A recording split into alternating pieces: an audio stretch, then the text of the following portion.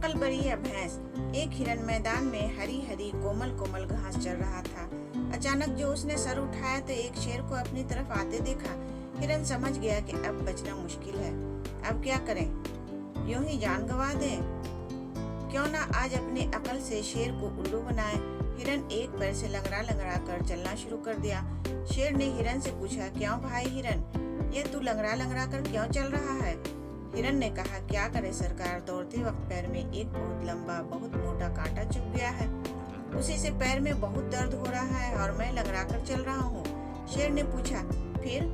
हिरन ने कहा, अगर खाने का सोच रहे हो तो पहले वह कांटा बाहर निकालो। कहीं ऐसा ना हो कि मुझे खाते वक्त वह कांटा गलती से तुम्हारे गले में अटक जाए और तुम्हें अपनी जान से हाथ धोना पड़े।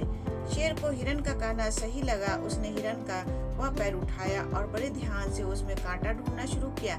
हिरन ने यह मौका बहुत अच्छा समझा, कसकर शेर को धक्का दिया और हवा की तरह तेजी से भाग निकला।